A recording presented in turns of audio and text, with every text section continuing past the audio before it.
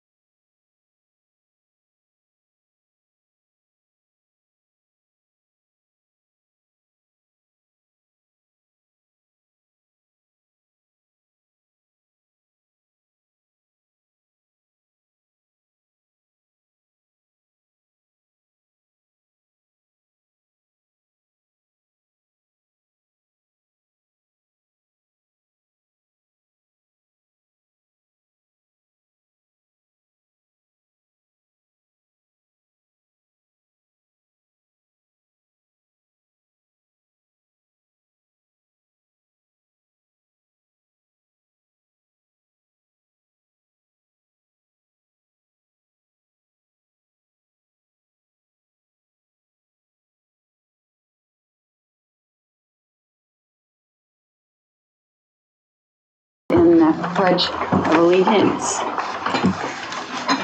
I pledge allegiance to the flag of the United States of America and to the republic for which it stands, one nation, under God, indivisible, with liberty and justice for all. Thanks, Troy. Welcome. I'd like to have the approval of the minutes from our meeting of January 16th, please. So moved. Moved by Rhett, seconded by Lisa. Any additions, corrections? All those in favor say aye. Aye. Opposed? Motion carries. Do we have any public comments, Robin? We do not. We do not. Okay. Kevin Loki will give us an update on our local labor monitoring report. Hello, good afternoon. Good afternoon. So I have our January 2024 report here covering between the 1st and 31st of January. We made 62 monthly site visits during this period. We had 4 follow-up visits during the month of January. Checked with residency of 543 workers on the projects. We had 10 issues of non-compliance, all of which were no proof of residence. And we had 3 new signs delivered to Sibley Mixed Use LLC, Sibley Commercial, and Sibley Redevelopment. Okay, any questions for Kevin? Okay, he did a great job. All right, thanks, Kevin. Thanks, Kevin. Next up is Brian LaFountain with a local labor exemption report. Good afternoon, everyone. Hi, Brian. Hi, Brian. So today I have one local labor exemption request to report on that was processed in January, and that is related to the Fairlife LLC project. This exemption was related to the installation of the perimeter berm wall at the project site.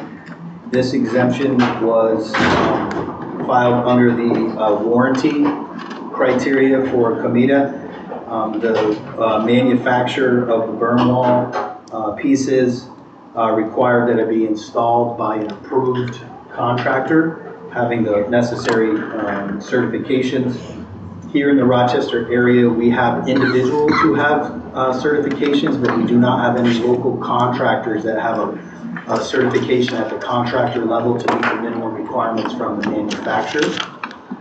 So they requested to bring in a company out of Pennsylvania named Falcon Drilling to do that installation. As part of that, and based on the COMIDA local labor policy, they did agree to the use, the hiring of a pre-apprentice, an apprentice, or a local construction laborer to assist with the installation. Okay. Any questions for Brian? I just something to think about going forward is here we have, I'm sorry. Go ahead. We have a company requirement. We do have local labor folks that are certified to do this kind of work, but because it's a company, it's just another loophole that we gotta kind of be cognizant of. Excuse me. But do we know, did we get a response back that they are going to try to, or they are gonna use a journey person and an apprentice and a pre-apprentice? They are going to, and we included it in the approval letter as a requirement. Thank you. Okay, good question. Any other questions for Brian? All right, thanks very much, Brian. Thank you. Good day. Do we have Greg with us to give us a financial update today? He's not here at the moment. Okay, we'll move on, and if he comes late, we'll have him join us. Okay. All right, the first project application is Nick Mancuso, LLC, DBA Elevate 585 Fitness, Inc. Anna, do you want to, are you able Yes. to talk? Can everybody hear me okay? Yes. Okay, thank you. Nick Mancuso Incorporated DBA Elevate Fitness is a training and fitness facility located in the city of Rochester. The applicant is relocating and expanding to the North Goodman Street location to accommodate growth in the business. The project is considered retail under Section 862 of the General Municipal Law. However, the project qualifies for benefits under the highly distressed census tract area exception. The project is located contiguous to a distressed census tract. This finding by the agency will require confirming approval from the county executive. The $580,000 project is projected to create 19 new FTEs over the next 3 years, in addition to the existing 11 FTEs. The applicant is seeking approval of sales tax exemptions only. The benefit to incentive ratio is 103 to 1. And I'll just add that Robin circulated some information to all the board members that were in response to some questions from last week. And with that, we'll Thanks, Anna. Welcome to Nick Mancuso. Hello, everybody. If you have any other updates or that you'd like to add to Anna's remarks, and then we had given you some questions that came up. Yeah. If you could address those questions, Sure. that would be very helpful. Absolutely.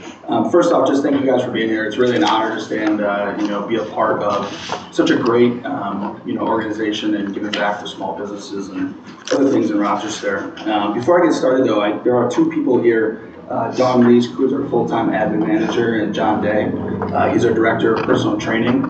I'm a small business and I'm the face of the business, but without them, I can't do anything we're doing right now. So I appreciate their support, and I'm very glad that they are with our team. So just kind of getting started with myself, I could stand up here and tell you about our project, but first I wanted to kind of give you where everything started. And it really does speak to how I got started in fitness. So when I was 15, my dad took me to East Ave World Gym. And I don't know if anyone's ever been to that gym. When I stepped foot in there, it's a smell I'll never forget. It smelled like a dirty foot. But I had the best day of my life. I got introduced to a man named Tony Natale, who at the time was second in the world for bodybuilding. And being 15, looking up at a man that was 350 pounds, I kind of looked like a superhero, right? And I remember getting in the car, and I remember the whole workout, all the details, but my dad, he looked over and said, what'd you think? And I pointed to the building and I said, I'm gonna own one of those one day. And he looked back and he said, I know, buddy, I know you will. And that's kind of where my fitness got started.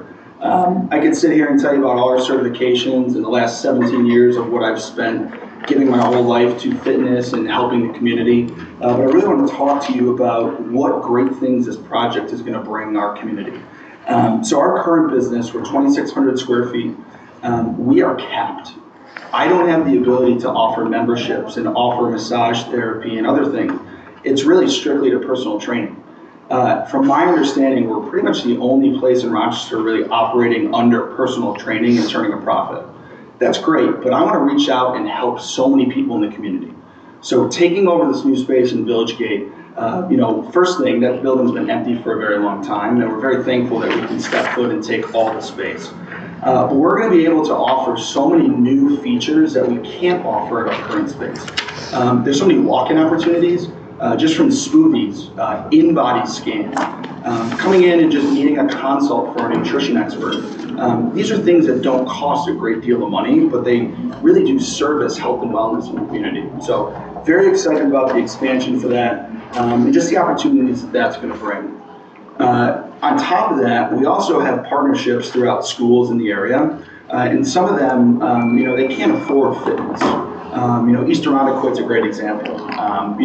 Personal training is expensive, but offering memberships and offering discounted rates for the students and reciprocals at those schools is something that we're going to be doing, as well as going out in the community and going and giving free, training and group training to, honestly, places of lesser need. That's something that we kind of hold our head high, and we have big plans to do that. Most importantly, I just want to reiterate how important health and wellness is to the world. But right now, there's really not much of that in Rochester, and injecting that into the city could just really be a really, really big advantage to people within the area. The jobs that we mentioned, we're working with Rochester Works. It's something we're extremely proud of. They've been phenomenal. We're looking at going to the job fairs, and we just gave them all our postings. So we're hoping these 30 new hires are going to come from the city of Rochester. That's our first look. So that's something we hold our head high on, and we're very, very excited for that. Other than that, we're just going to continue doing what we're doing. And, again, I can't stress how important it is for health and wellness to be in Rochester. All the benefits that come with that. I could sit up here for days and tell you. But. So for the massage therapy, the chiropractic, are these services that you would provide within your facility, or would your employees be going out to other sites, other businesses, maybe other residences for personal training and that sort of thing? So both. I'm not quite following all of that. Yeah, so both. So one of the things I really want to touch upon, most businesses that are fitness, that are, they provide like a lot of services. You have to have and a membership. You go to them. You have to go to them, but you also have to have a membership, right? So you can't just walk in and meet with a nutritionist or walk in and meet with a massage therapist. You have to have a membership to go to those places. We do not. So we're trying to offer these services to people that maybe can't afford to do the monthly service of the membership, but can go and get one massage a month. With that, those are going to be rent models. So that is their own business, the chiro and the massage. They can go off-site, and we also provide off-site training for people as well. So it doesn't have to be just capped at our place. I see. Questions? Yes, Brett. Nick, thank you for that. So I guess my question, and looking at what we just received, would you have staff for all of your hours, all these different, like massage therapists, things like? Yep. So the massage and the chiro will be rent model. We're going to have 2 of each, and they will take up all the hours that we're open for business. And then as far as the front desk, we'll have someone there 7 days a week at the front desk. So, thank you. The services you can walk in. So ironically enough, one of the things that's huge right now is nutrition. We've been doing a lot of marketing and ads for this, but it is really blown up. And one of the things we are seeing is people are just walking in off the street and using our in-body. Last week we had 3. The NFL uses them to scan. It takes 1 minute. It's extremely inexpensive, but we're able to give them so much information and feedback and work with them at a discounted nutrition rate. There's just so many things that we can offer. So, yeah. Will you be offering physical therapy also? No physical therapy. It gets a little tricky with insurance. That's not something that we really want to dive into. We're more of just general health and wellness. I would but I would refer that out. Troy. Go ahead, Troy. So you mentioned, or the question about the fee, can you give us just a rough average with, I appreciate that you're offering to the college the summers, I'm breaking that down, but if you were to give an average, not a high or a low, but what would be an average membership fee? So probably about $100, but for something like a college student, I would do a 3 months while they're home for $99. A month? No, for the 3 months they're home in the summer. 3 months, so $100 for 3 months is average. Yes, but obviously other members are paying $100 a month. I'm just talking about the discounted rates. For Is students. that what you asked? Well, you broke down the multiple categories, but if I was to take a 50,000 foot, what would be the average monthly fee for somebody? $100. Okay. Any senior discounts? That's something that we haven't really discussed, but I would definitely, I would definitely go down that road. Norm, you're not a senior, are you? No, For you, I'll do it. we gotta touch all the Seniors bases. in the room. No, I mean, we have things. I'm speaking for Troy here. Good, I'm glad. I got my Things, ARP. single memberships, the college memberships, couples, family memberships. So, obviously we're not just gonna hammer you, we're gonna have different options, whereas a family, you can have a discounted rate to come in. So. What does the membership include? So, that's a great question, thank you. So, access to our whole facility. We haven't decided, we toyed with putting in group classes. I don't know if I'm gonna go down that route, but we do have a cold plunge and a sauna in each locker room. So technically, if you have a membership, you can come in, use any of our equipment 7 days a week, as well as a cold plunge and sauna. So. Currently, you mentioned you currently partner with several schools. Yeah. Give me a sense as to what percentage, like you said, you're capped in your current Yeah. facility. How many members do you have total right now? So we have, in our database, we have 750 members. Okay. 300 are active. So again, it's all personal training.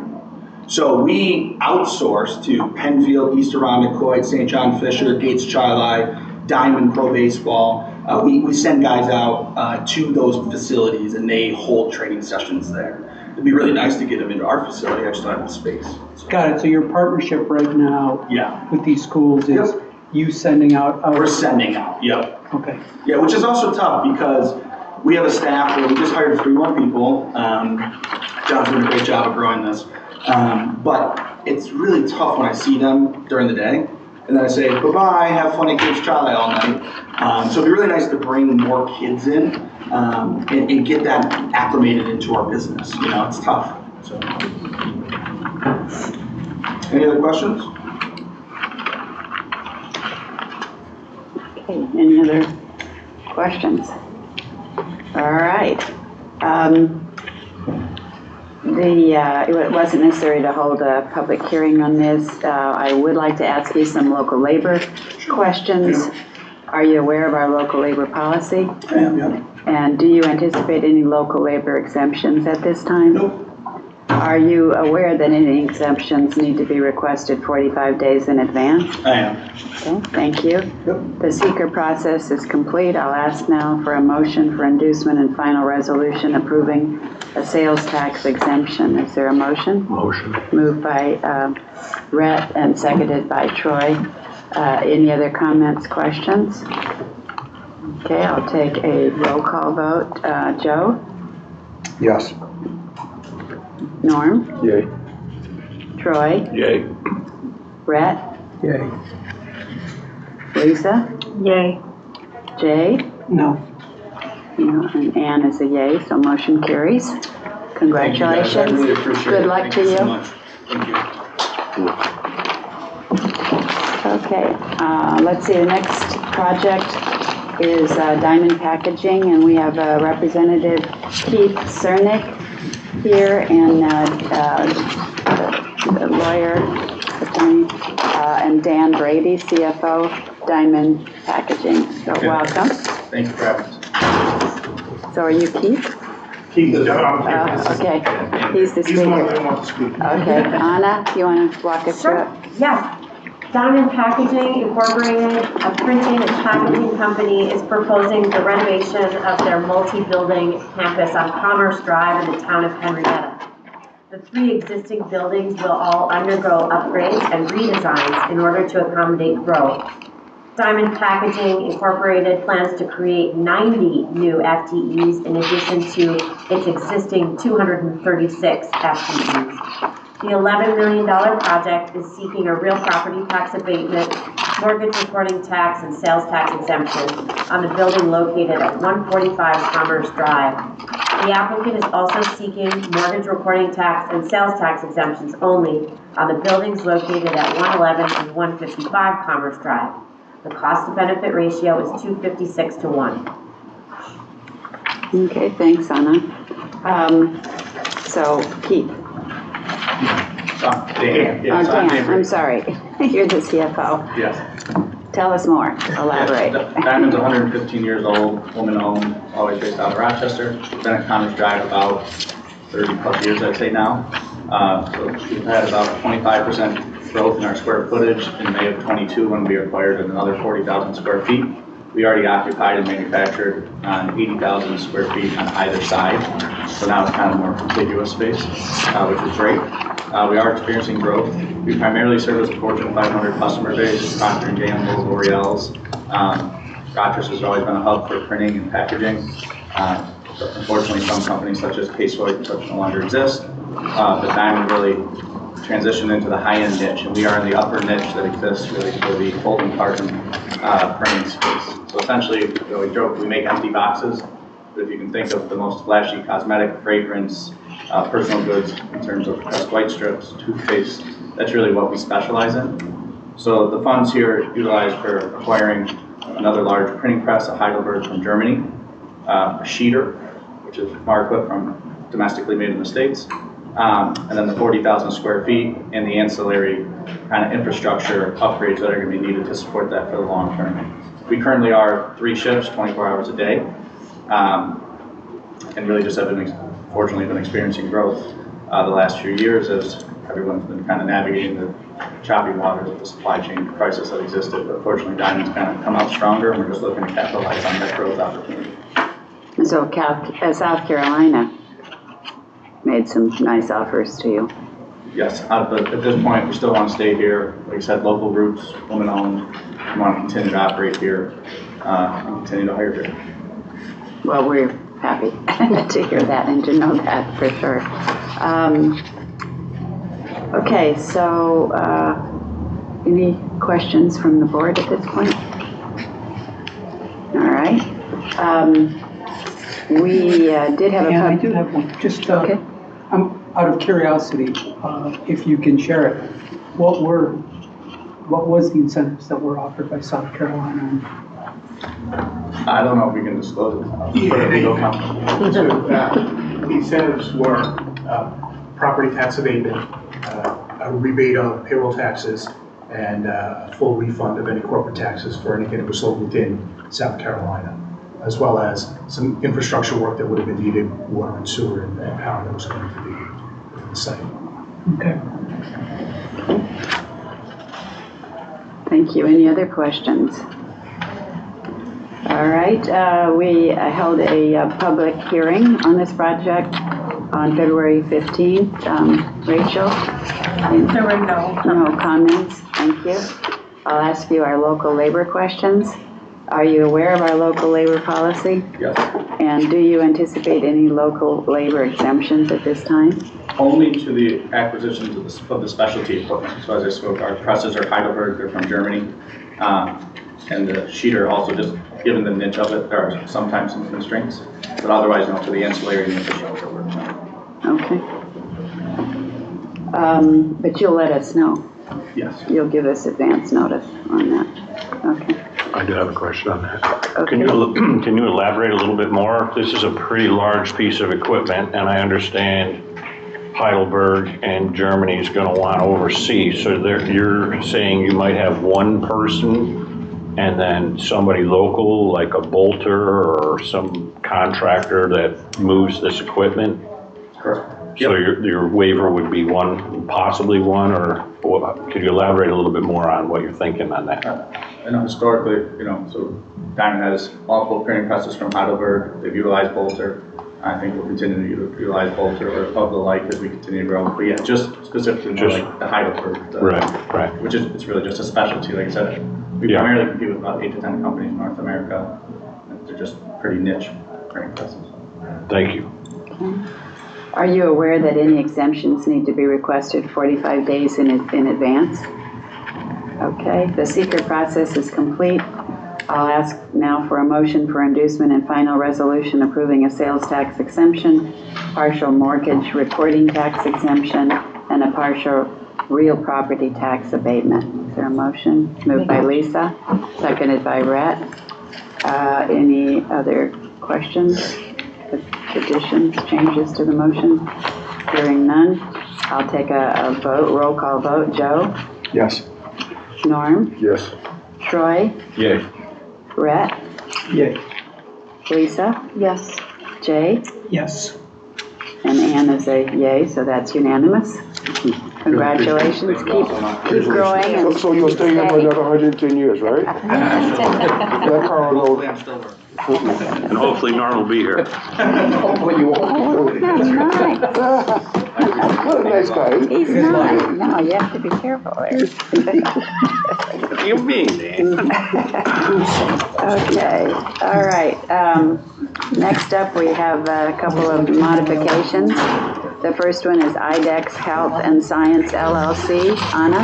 Thank you, Ann. IDEX Health and Science LLC is constructing a new 10,000 square foot clean room at its current location in the town of Henrietta.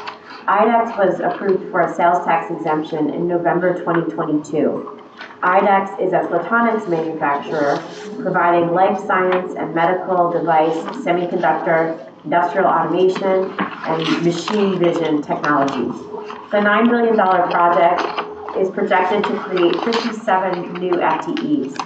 The applicant is now seeking an extension of the sales tax exemption through December 31st, 2024, as the project is still under construction. I don't believe we have anyone here to speak on that. Okay, the modification. So the request is an extension of the sales tax exemption through December 31, 2024. Is there that? Thank you. Seconded by Jay. Any other comments, questions?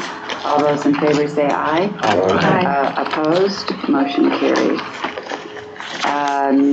Number 6 is our item under another modification. That is 63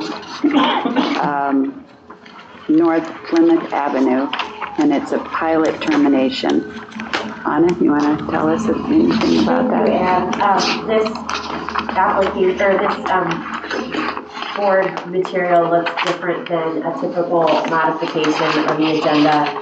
This was a request that came to us from the city of Rochester for a termination, and the situation had to do with a piece of property where the city identified that the owner of the property was in fact renting it to a tenant, which rendered the property ineligible for the benefits that are currently being availed to the property.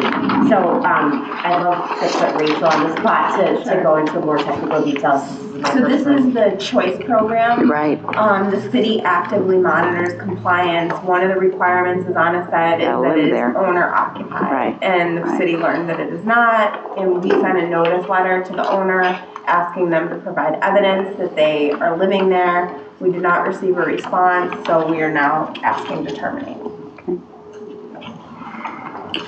Okay. Troy. Remind me again when this was approved. The North Plymouth Avenue project is quite old at this point. I think it was in the early 2000s. The original was 12, right? 2012 was when the construction started, but the thing with these choice programs is the benefits start as the units come online, so they can run a very long time. The first unit benefits might burn off by 2022, but benefits can continue beyond that. But any one unit only receives 10 years of benefit. So this isn't the project, there was another project recently on Plymouth, if I'm Yes. over behind the stadium, right? Yeah, I think you're right. That's a different one that we're addressing. Was it a termination on the No, other no, one? it was a benefit that we had, Yeah, that's a different project. different project. Yeah.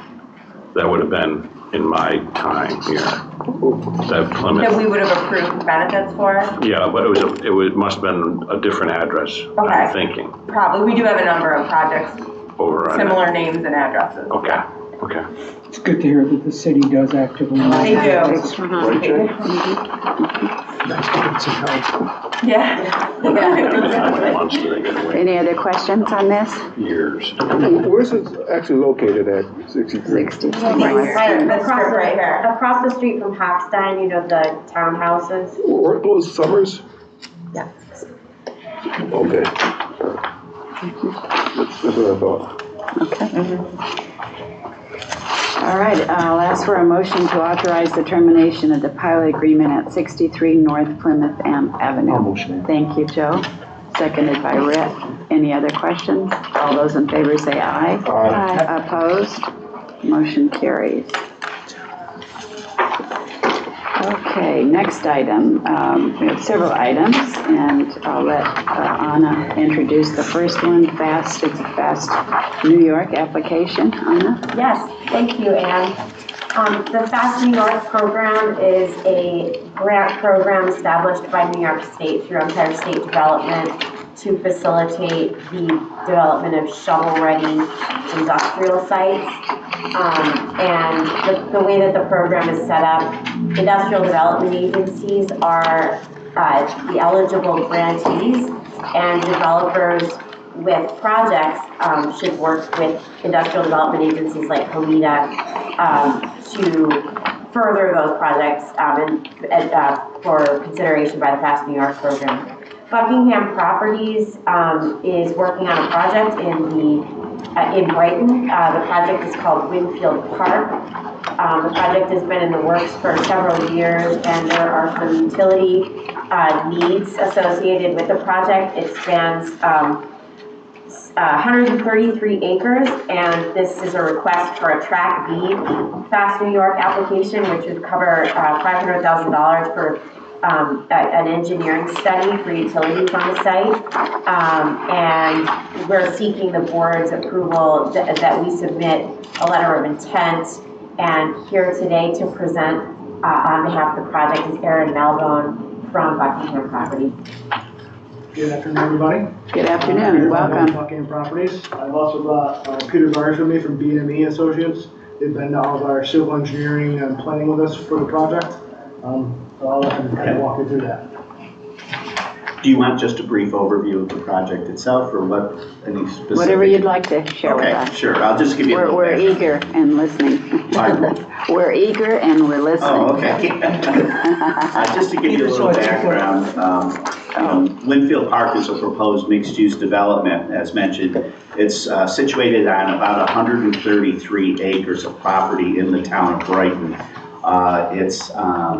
It's just east of South Clinton Avenue, and its frontage is along Brighton Henrietta Town Line Road. So if you can picture that area of the county, that's where we're located, which is it's an optimal location for a mixed-use development given its location to MCC, or its proximity to MCC, its accessibility to 390 and to Winton Road and 590. The proposal calls for a mix of uses: a high-tech business park, about 500,000 square feet of high-tech space, which would be on about 47 acres of the, 58 acres of the total site property. Commercial and retail development along the Brighton Henrietta Town Line Road frontage. And then a residential component that would consist right now of about 470 residential units. And the residential units are actually a unique mix also. It's a mix of rental and for sale housing product, and also over 45% of those residential units are being designated as affordable housing units through a third party that they would work with. Did you say 45%? Of the residential units, yes. The project is supported by the town of Brighton within their comprehensive plan, Envision Brighton 2028.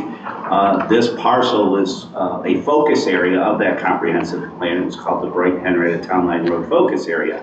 And it specifically states that area should be developed to support the residential and employment goals of the town of Brighton.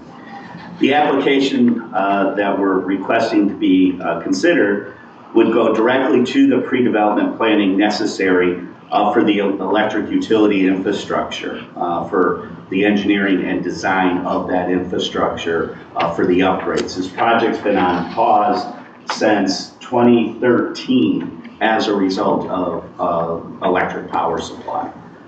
It goes back that far. The original planning for this project was initiated in 2008.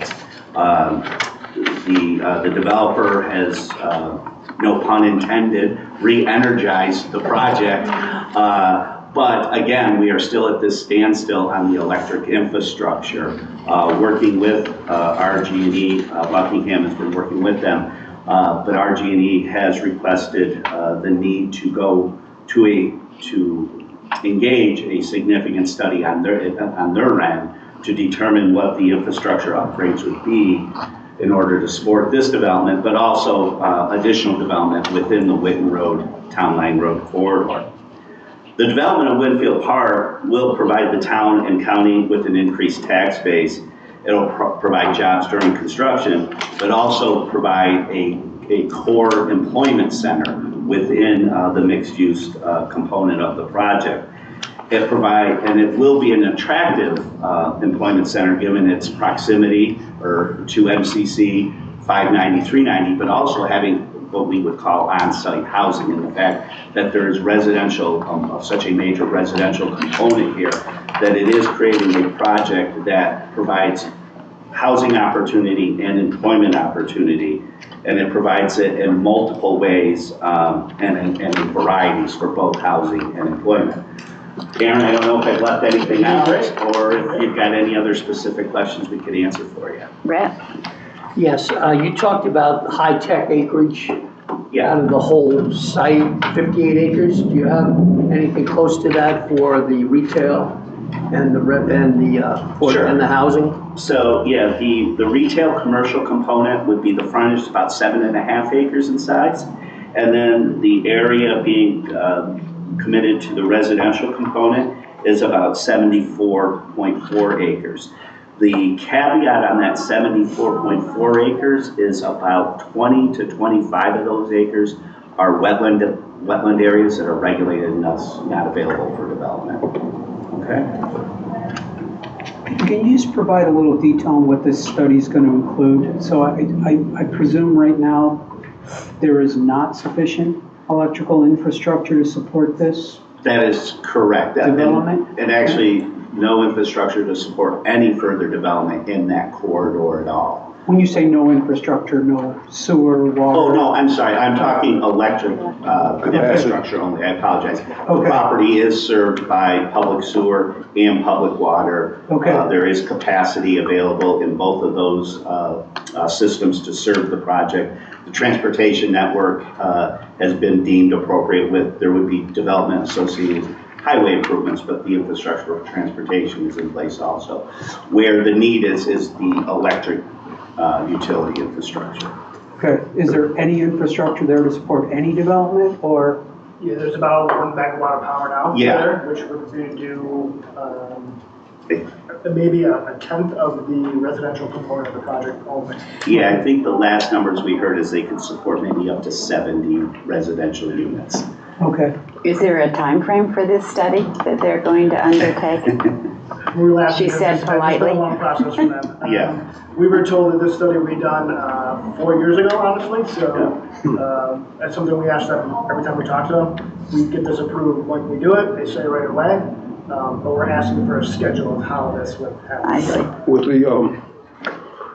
With the initial start of this in 2008, and now we're in 2024, have you done updated demographics on what the demand is, and does this still make sense right now? Oh, if anything, the demand has increased tremendously, especially as it relates to the business park component of it.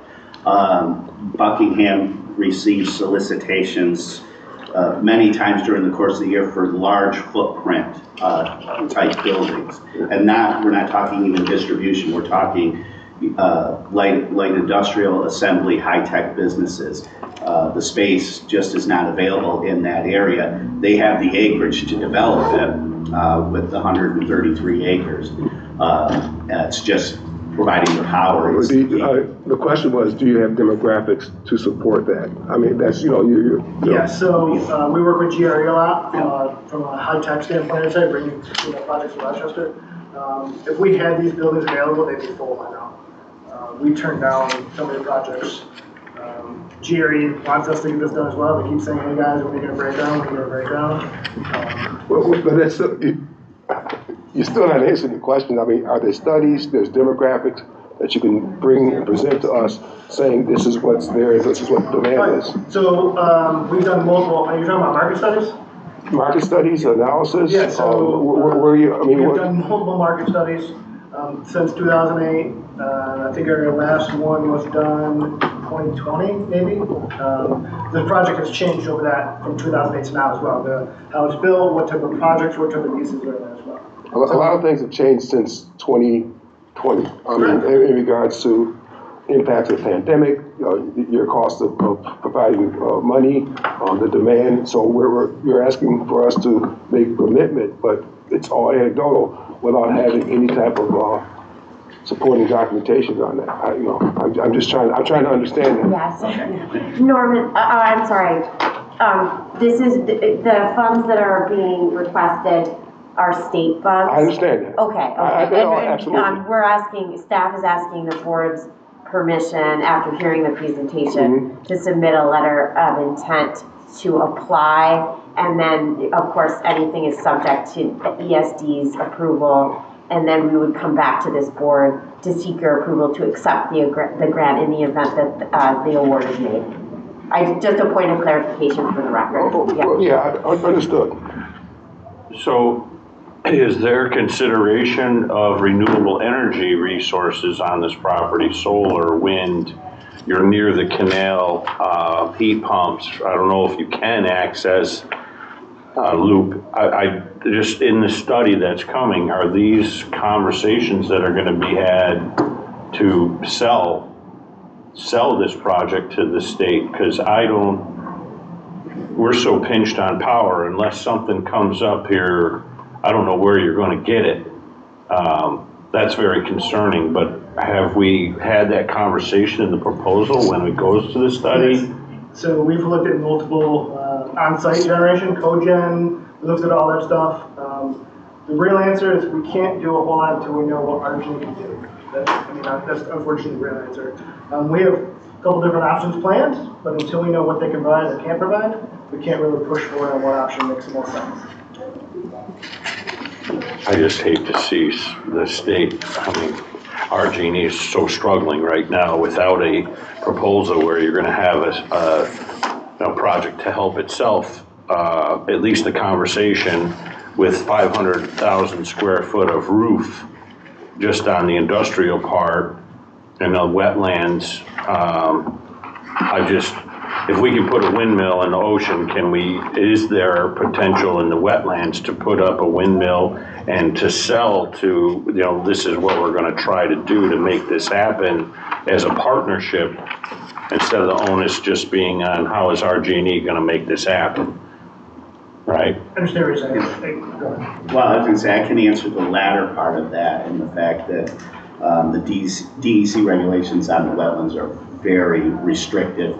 And in the sidebar, we do a lot of solar work, and the wetlands are off limits for that any type of, and in the current state of where they are with the regulations.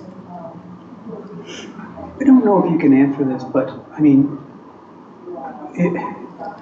what are the hurdles with RG&E to provide increased power? I mean, this would seem like it would be good for them, good for everybody. So, and if you're speculating that, I don't want you. I'm just curious. Like it seems. Getting RG&E to move forward with any project in the last extended period of time has been monumental at best. We have done, I can't even tell you how many studies and things we've done with these guys, probably 4 engineering studies so far. Up to date is how much power do we need, where can we get it, what's the size of the transformers. Every time we come back to them, there's another hurdle. Hey, we're handcuffed on the PSC. Hey, we're handcuffed by the infrastructure in the surrounding area. So is the struggle the actual power, or is it delivery of the power to the site? It's the delivery. The power is available. it's the current infrastructure they have is not, is not of the size to deliver that power to this area, including the project site. So the state monies would be providing the sort of the template for the new facilities that would be, it's a make ready. In other words, we're sort of helping that effort. Yeah, what the monies would be used for is for RG&E's cost to do the study to actually design the system that would be needed to deliver the power. And then, obviously, then that construction installation cost is a whole nother component of this. Right. So are you saying that the $500,000, will that help RG&E move along? That's the hope, or should that solve the problem, or hard to say? That money starts the engineering process. That's right. Starts the RG&E engineering process. Of studying it or building of it? Doing the design. Of designing the system, yes. That they know they need to do. So you mentioned 1 megawatt would do 1/10 of the residential. What's the whole scale? What are we looking at as the whole? They said the anticipated loads was around 5.8. Okay. Thank you. And that was as of October 2022, the last analysis. So are we, would we be approving the 500,000 for track B as well as the 262? We're not approving the 262 million, right? Right, we're seeking the board's, the motion would be to approve staff submitting an application to Empire State Development for the $500,000 track B Fast New York program on behalf of the project in Buckingham Properties. And there's no, in the motion that I see, there's no specifics in terms of dollar amounts. It lists out track B, and maximum grant amount in track B is 500,000. Okay, the motion doesn't say that. Yeah, no, and again, we didn't include the dollar amount because it's not our funds. We're just, it's just a letter of intent to apply for these state funds. I see, okay. Thank you, sorry about the lack of clarity there. Any other questions on this? Guys, maybe you don't know this, but do you know what direction they would bring the power from? Any idea? Would it come from Henrietta? Would it come from the other side of Brighton? Like, where would they come from? I don't know that answer. That's what the engineer.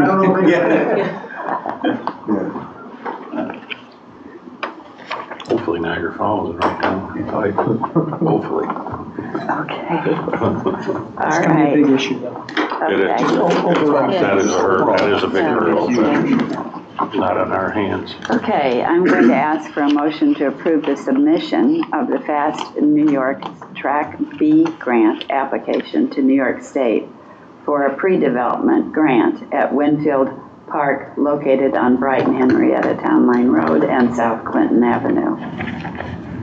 Is there a motion? Moved by Lisa, seconded by Jay. Any other comments, questions, solutions?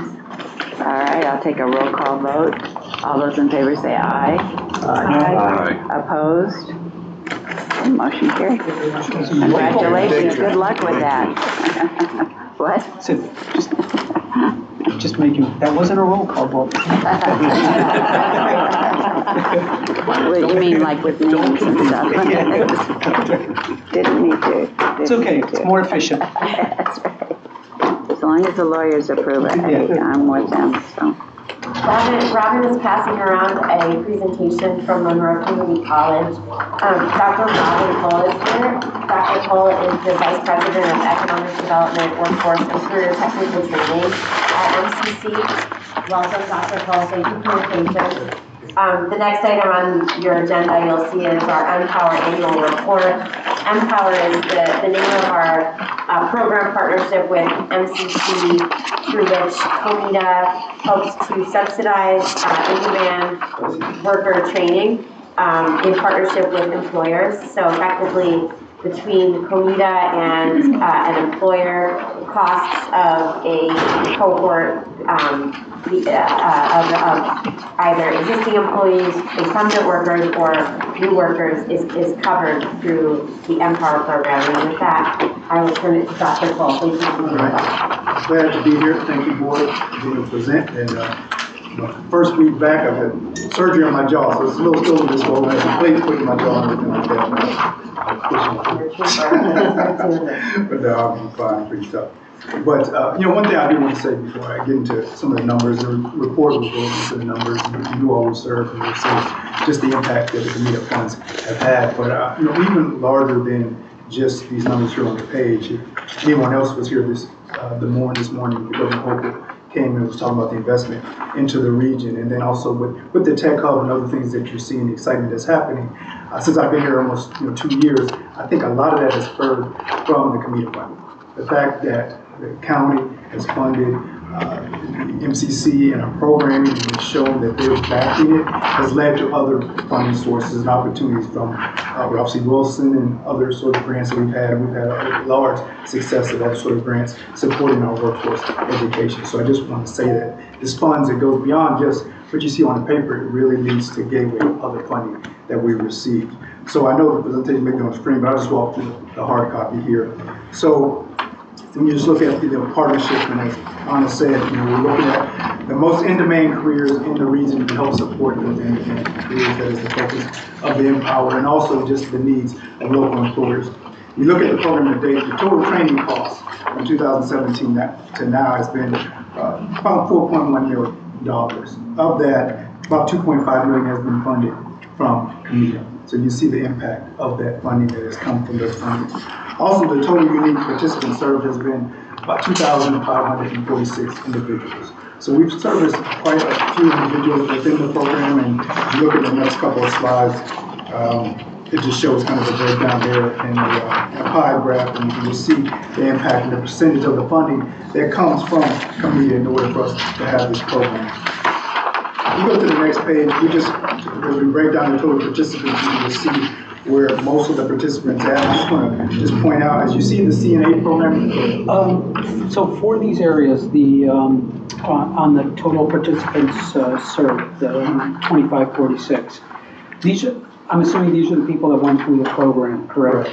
Do you have numbers and track how many are working in the field, or maybe have gone on for further, studies because the Empower can do one of two things, right? Right. It could prepare someone for a position or jumpstart their career to go get further education in that field. Do you have any of that? Or I can get specific numbers as I go through these programs, and I'll just go off of what I know. I can go at placement rate. Right. Because that will help you out. So when you're talking about placement rate, but there's also, like I said, someone who, I'll make it up, the HVAC Jumpstart program. Correct. I'm assuming that is not to get someone into HVAC, but maybe get them into a training program. Correct. So they wouldn't have been placed in a position, but they're now better prepared to enter a program that will eventually lead them. And there's a great deal of value in that as well. Well, actually, the Jumpstart program is actually a year-long program where we did was a certificate that we condensed. Okay. Yes. So it is a certificate program where they do go into. My bad. I was Yeah. Usually when people think of Jumpstart, it into that. Right. But that was actually a program we developed and said, hey, how can we break down? We've been talking about accelerated training. How can we develop accelerated training under HVAC to get individual certificate to get them into the workplace? That is almost an embedded certificate. Then they can continue on into the AAS degree. Mm-hmm. They want to continue on as well. So to your HVAC question. So if I came in an HVAC Jumpstart program, it's 1 year. And after 1 year, you could get me a job, probably as an apprentice, I'm guessing, right? And then go from there. Right. But I'd be employed. Yes. I can help you with that one. Go ahead. So the Jumpstart for HVAC is the HVAC program, 2-year program, but they eliminate the social, the English, the gym requirements to get that associate's degree. Cut to the chase. They just cut to get right down to the meat and potatoes. Now, most of those students that come out that are successful in the Jumpstart, they go right to work. everywhere and anywhere in the community. Sometimes we're lucky enough to get one and they do an apprenticeship program on top of it. But I would beg that if you get through that program in a year, you're gonna more than likely be in a van and out performing a task for a company. Correct. Which is, and that's where I'd really love to get some information, like on the 27 people. Correct. If there's 100%, just because I think as we look at funding and future funding, Correct. the programs that are basically getting 100% or very, very high placement rates obviously indicates a need. And the question we could logically ask is, if there's more money put in, can we get more people through? And then we can also start to talk about making sure we also attract people from disadvantaged backgrounds to get into those. And the fact that this program is done at the Ford Center and at the downtown campus, we do a large percentage of the individuals of underrepresented communities. I can get you the exact number, but I know none of my programs have under 70% placement rate. Some of them, when you talk about some of the jump stories, some is close to 100%. Yeah, I'd be very curious as you go through this to get that data, if you can follow. Right, yeah, I can get the data for you. I think, and then the incumbent worker training, those individuals are already employed. So when you see the 1,046, all those individuals are already employed individuals. They're coming back to get an additional training. Joe? So I think success rate in my mind would be they got through the program and they're gainfully employed, right? So those people are in the workforce, they're working, to Troy's point, they're in a van, they're doing their thing. So that's success, right? Correct. Yeah, that's what we look at, and that's what I said. I can get you the exact numbers, and I'll go back and we can pull it. Sure. But in these programs, I don't have under 70%. When I say placement rate, it means placement in the job. So that's 70%. But I can get it because it varies between them, and I can go back and get that information. Lisa? Another question for you. As far as participation in this, do you have people that want to participate, but you don't have the room for them to participate? Do you have do you know what I'm saying? Like you have 50 people, but you can only take 25. How many more people do you have, or are you actively going out in the community to grab the participants to bring them in? That's a good question. So especially in our healthcare programs, we're seeing more and more of that issue where we could, and the largest reasoning for that is usually the instructor resource. And we've had this debate because, for example, we're higher education, so we do have a set pay rate for some of these individuals. And some of them, like I said, they're nurses, they're making a certain amount of money in the field. So we're looking to expand the cohort, especially with the CNA and the LPN, but we can expand those areas if we can open up more cohorts. So we are coming into the area of instructor resources to increase the number of cohorts and also, space. When we look at our space, and as you continue to grow more cohorts, you have to look at the space, the time, the placements, and the clinicals and different things of that nature. So those are some of the obstacles that we're running into. But to answer your question, yeah, we can grow and expand some of these programs. Some of them, like I said, we're looking to put more marketing into to get more individuals into it, and because we're realizing a lot of people in the city and within the county, they just don't know these programs are there, and they don't know the types of opportunities that they have with them. So I tell individuals that a lot of it is individuals recognizing the opportunity and is hearing about it, and that's, to me, one of the biggest obstacles is just the awareness. So I've been pushing more of the awareness aspect. So the cost for a program, so give me an example. If I want to get an HVAC program, what would it cost for the year?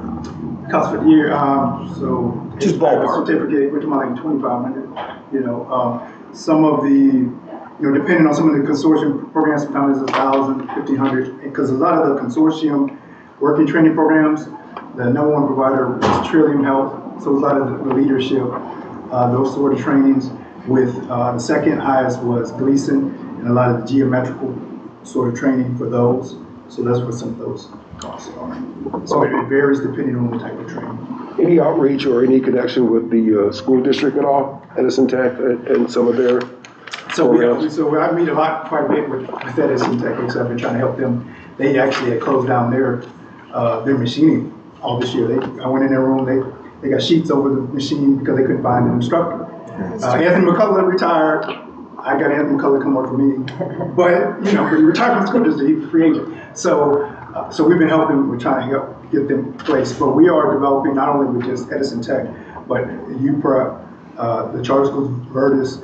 We're developing, we build it better, which is the Snap-on certificate. Individuals can get hands-on training with the tools and different things of that nature. And then we're putting together some different courses, different things this summer as well to kind of bridge that pipeline, once again, create that awareness, because we know these individuals, they just don't know about this. But we create the awareness, get them introduced to it, we bring more opportunities into the optics area, especially with semiconductor as well.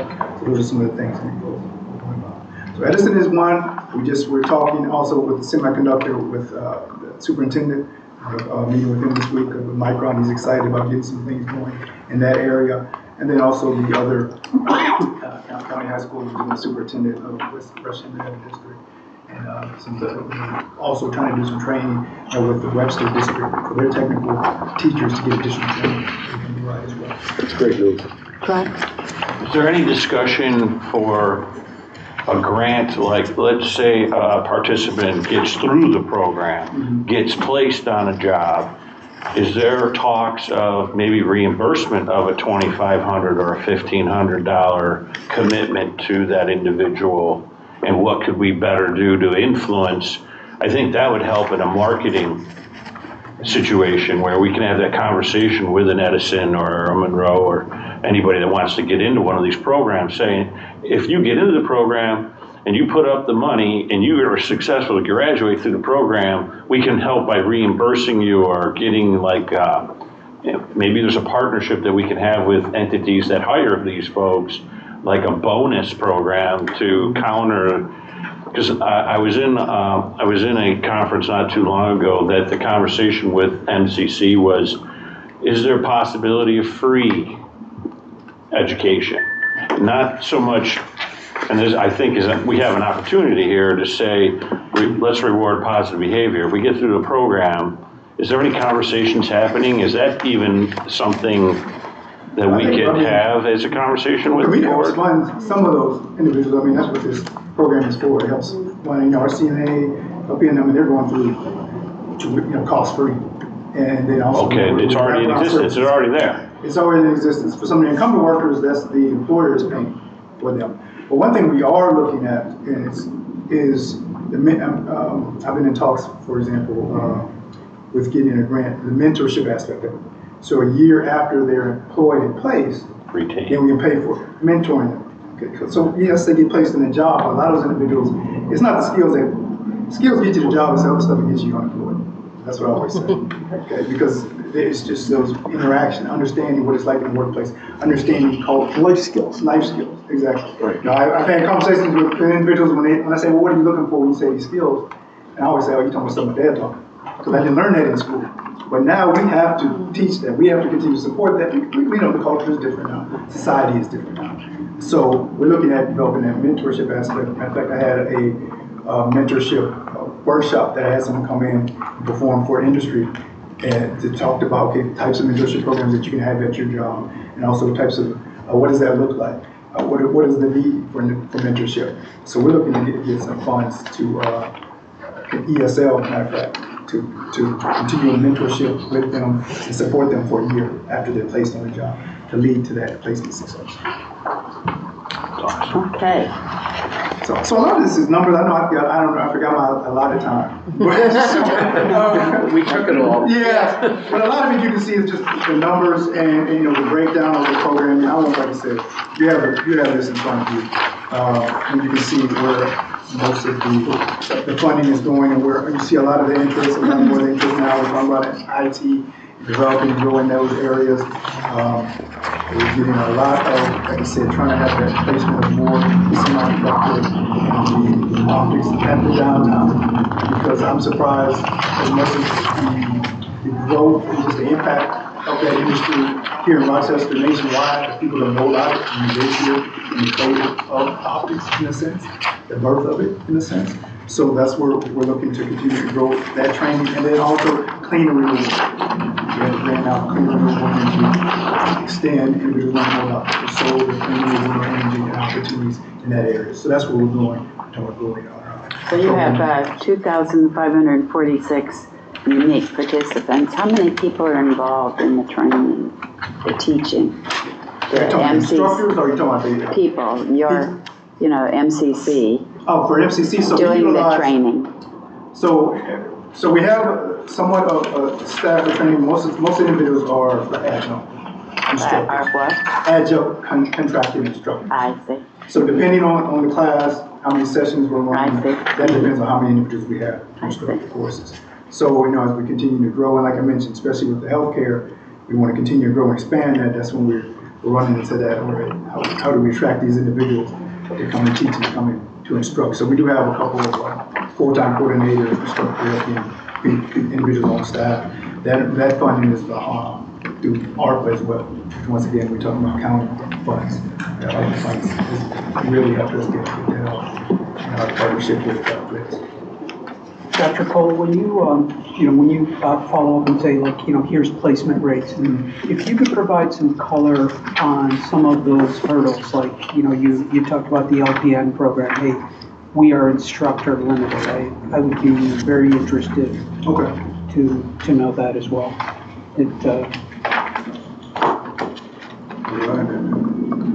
Troy, to your question earlier about rewarding afterwards, which we're already doing, you're also asking about what can we do to help them want to do better, want to advance their careers even further, correct?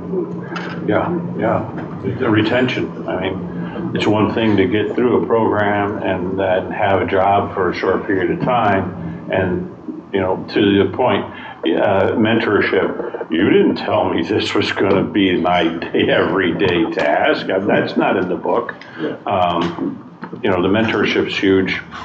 I just recently had a conversation with, what can we do to help encourage students to get into MCC and help with that. And mentorship is in multiple avenues as well. So, and I'll lead with this. So, and this is something I came from Memphis, Tennessee, and I've been all around the country, but we're doing some summer program where individual students, they'll get a certificate. It's 5 weeks. The last 2 weeks, they get a certificate. We do career exploration.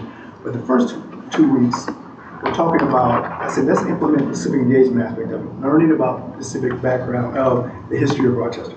Learning about the Big Three, and then how it's spun off. And then, flight to the suburbs and different things of that nature. Because I think if people understand what the city was and have that pride and civic engagement aspect, then they'll understand, you're being a part of the new Renaissance. So we're implementing that into the curriculum as well. Because I thought that was very important. It was something that I saw I was somewhere else that they were doing with some university students. But I said, you take the same concept of taking places, they can visit different ideas and understand that now what you're going into, what you're looking to do and carry on, this is the history of it. This is your city, this is your region, in an economic workforce development lens. To that point too, on an editorial note, I met with Gleason last week because they're considering doing an expansion project, and unprompted they thanked me for the Empower program, and I just realized on the second to last slide here, there's a testimonial from their internal training coordinator, and Gleason's been around since the 1800s, and certainly a company that's part of that legacy, and we want to keep them successful. So I just wanted to add that 2 cents. Any questions? Okay, thank you. That was very thorough. And we appreciate your patience with all of our questions. Thank you, Dr. Cole. You're welcome, thank you. You want a piece of gum? I'm usually this guy. It's like when I talk to my mouth, I'm so used to your muscle memory. Like open your mouth wide. That was probably why when I was young, I was because I'm restricted on how. So when I'm eating, I'm trying to open up my mouth and start moving in there. I'm sure the other guy looks worse. Yeah. Now, Troy is our friend. Yeah, I feel for him. That's tough. Piece of gum, huh? A little pain going on over there. He doesn't relate to trust, which is, I think it's wonderful. It's growing and it's moving in the right direction. And I think this is our 3rd year of a 3-year contract. So depending on MCC's plans and priorities, we may be approaching the board again at some point this calendar year about a renewal. So stay tuned for that. But annually MCC comes and does this presentation. Well, there's a lot of work coming in the campus. Going to have a revitalization, a lot of moving parts over there right now. Absolutely. Would also very much like us, when he sends that information, we should consider what hurdles do exist and if we can assist in that area as well.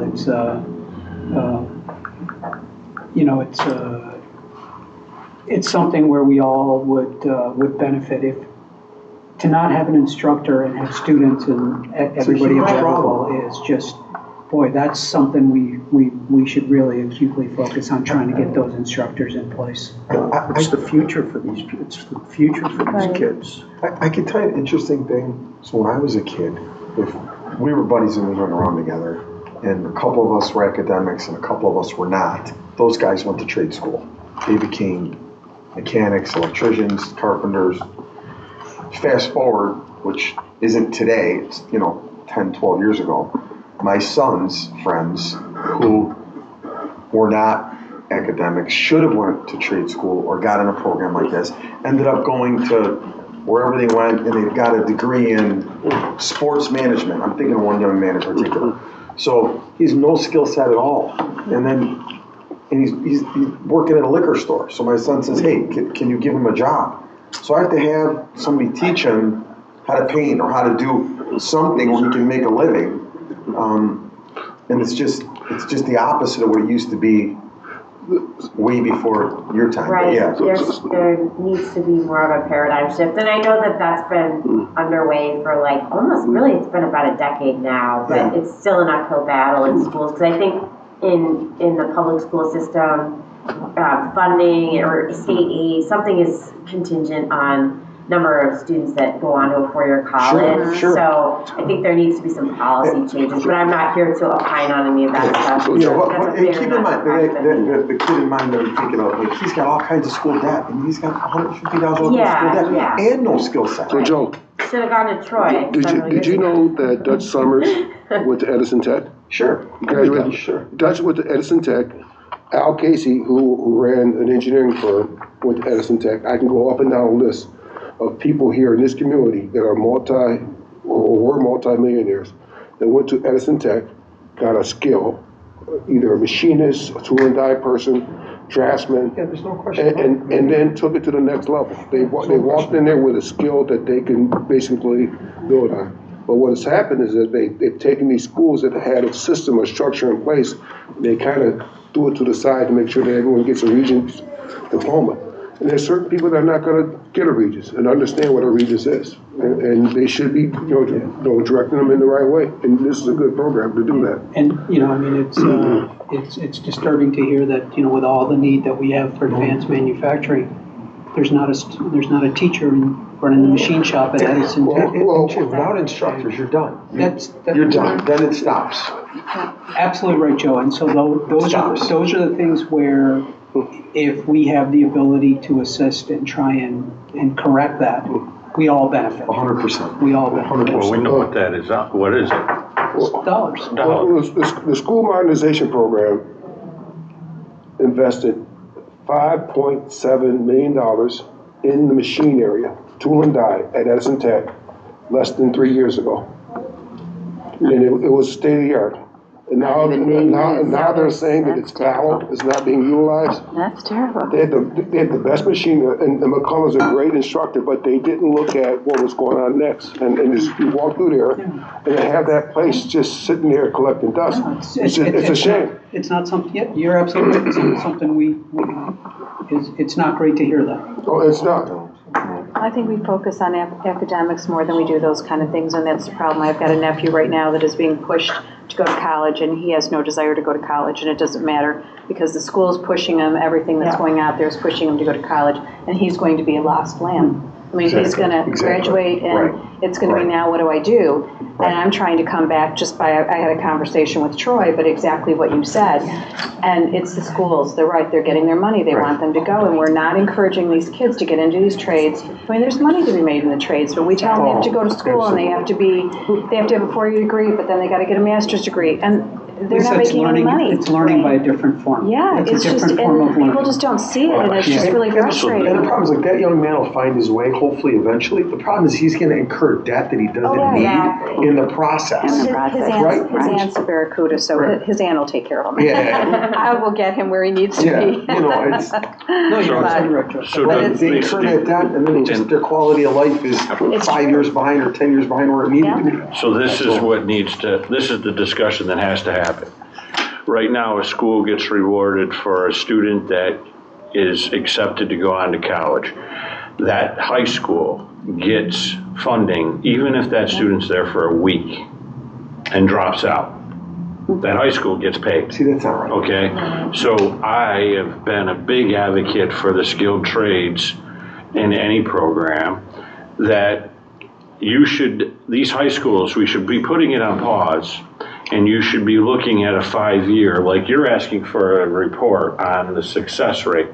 Well, that should come out of Albany, that you also, as a high school, in your 5-year, every 5 years, they get this re-up on the money, on their percentage of what they sent to college.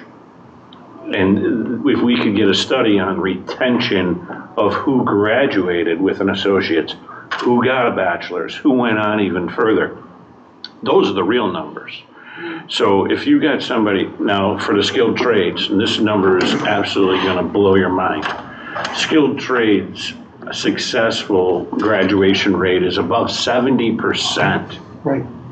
where college is somewhere around 23%. But the high schools are being rewarded for that 23%. Until this gets changed in Monroe County, it has to happen in Albany. It has to start. And it's very difficult to get that message to the table. But if we're gonna be a county to support and have hundreds of thousands, I think it's time to request a study. Because high schools know, they have a mechanism that could go back and check on folks, make it a requirement. Because that's what's influencing the counselors. The counselors are being pressured to get their numbers. So this has so much more, it has so much potential here, what he's talking about.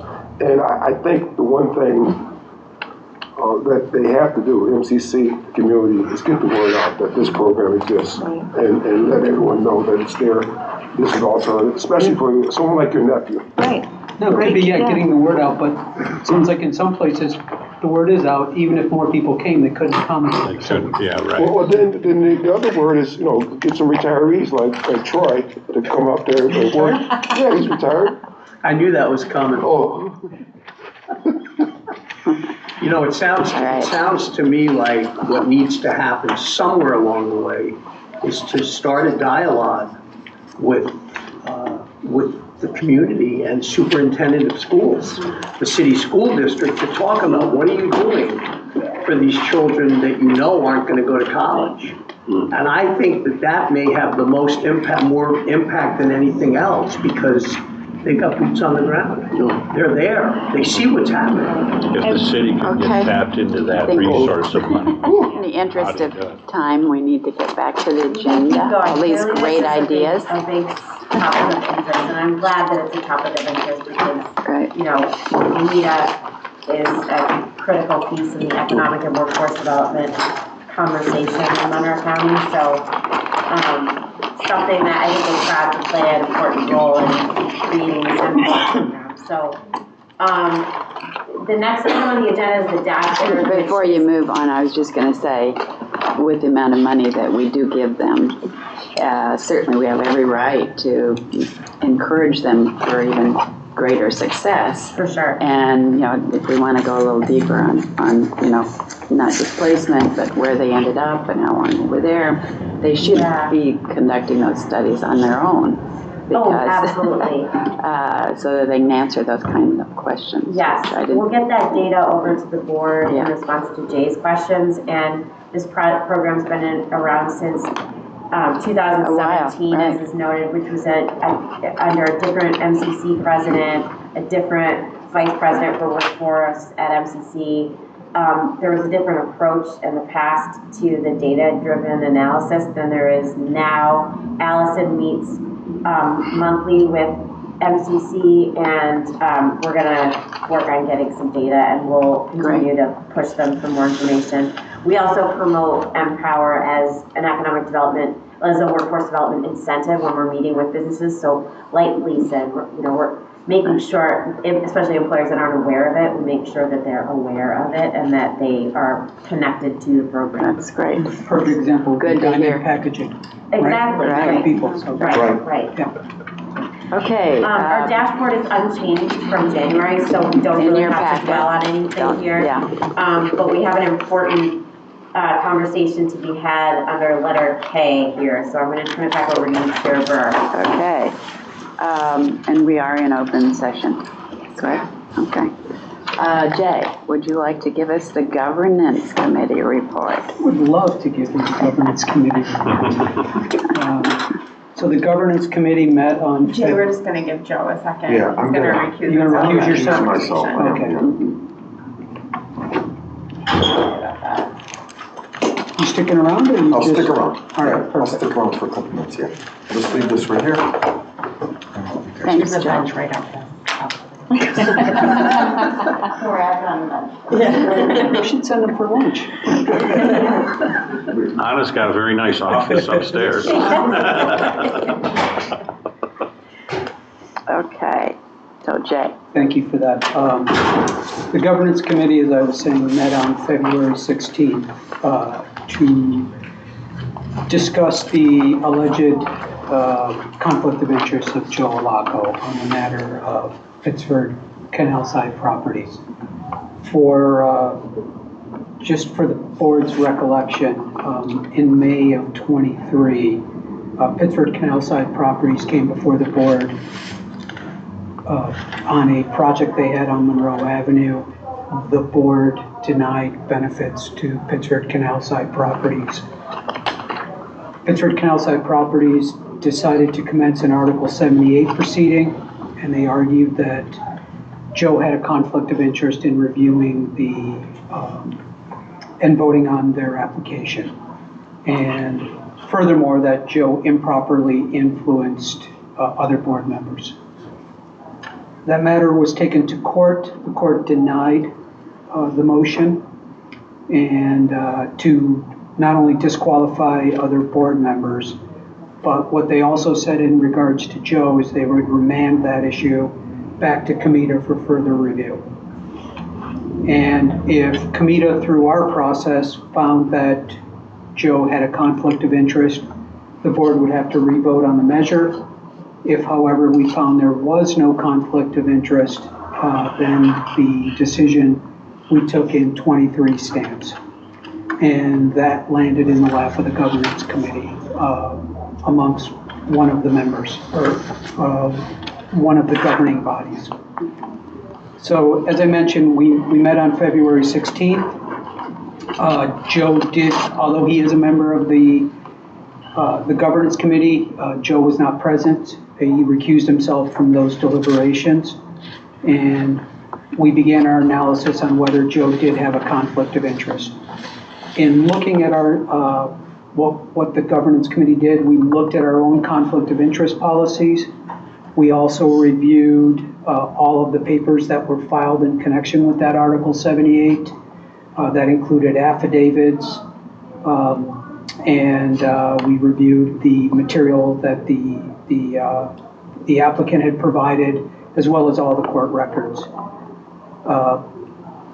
I do want to note, prior to the vote in 23, there was no issues that were ever raised by anyone about Joe's conflict of interest. It was only raised after the fact when the motion was denied.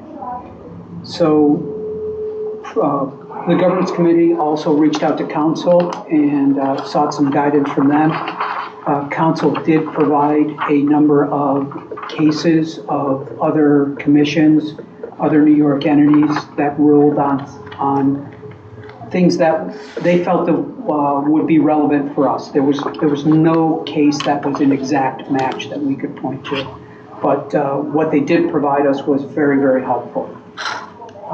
And although we were not required to consult other agencies, the board did consider that, and every member of the board agreed that given what was provided by council, what was provided in the Article 78 proceedings. We had sufficient information with which to have our deliberations and reach a conclusion. To that note, the members of the governance committee did review all of this, and we voted that Joe did not have a conflict of interest and acted appropriately. And for the record, I would also like to state that vote was unanimous. So, based on that, the governance committee is recommending that after our deliberations, that Joe did not have a conflict of interest, and as such, the board does not need to reconsider the motion, that the motion we took in 2023 should stand as is. And Very thorough. Thank you. Good job. we submit that as a, so Thank you. I guess Okay. we'll leave it to you. This is the ethics officer report, since I'm the ethics officer for the board. And this is regarding the purported conflict of interest of Joseph Olaco. And as ethics officer and a member of the governance committee analyzing whether Joe has a conflict of interest, I reviewed the following materials. The COMIDA conflict of interest policy. All pleadings and papers filed in connection with Article 78, proceeding commenced by Pittsford Canalside in Monroe County Supreme Court. Specifically, I reviewed all factual allegations asserted by Pittsford Canalside. I also sought guidance from counsel to better understand factually analogous conflict of interest authority. I acknowledge and understand that the facts and findings outlined in such authority is non-binding, as each conflict of interest is evaluated on a case-by-case basis. The COMIDA conflict of interest policy does not require the ethics officer to seek guidance from New York State agencies in every conflict of interest determination. I affirm that I did not feel that we had the need to seek additional guidance from state agencies to assist in the evaluation of the conflict of interest. Therefore, I recommend the full COMIDA board find that Joseph Olaco does not have a conflict of interest that would warrant recusal or preclude him from reviewing and voting on Pittsford Canalside's application for COMIDA benefits. I propose a motion that the COMIDA board find that Joseph Olaco does not have a conflict of interest and that would warrant recusal or preclude him from reviewing and voting on Pittsford Canalside's application for COMIDA benefits. May I have a motion, please? Moved by Rick, seconded by Troy. Any other comments, questions? All those in favor say aye. Aye. Opposed? Motion carries. That was unanimous. Thank you for all the good work on that. So if the motion carries, which it did, as the COMIDA board has found that Joseph Olaco does not have a conflict of interest that would warrant his recusal or preclude him from reviewing and voting on Pittsford Canalside's application for COMIDA benefits. Accordingly, the board's May 16, 2023 resolution denying Pittsford Canalside's application for COMIDA benefits stands as binding. There we go. Thank you all very much. Thank you, Joe, for your patience. Thank you. Yeah. Thank everybody for the support too. I appreciate it very much. I also want to say that document that I sent to everybody,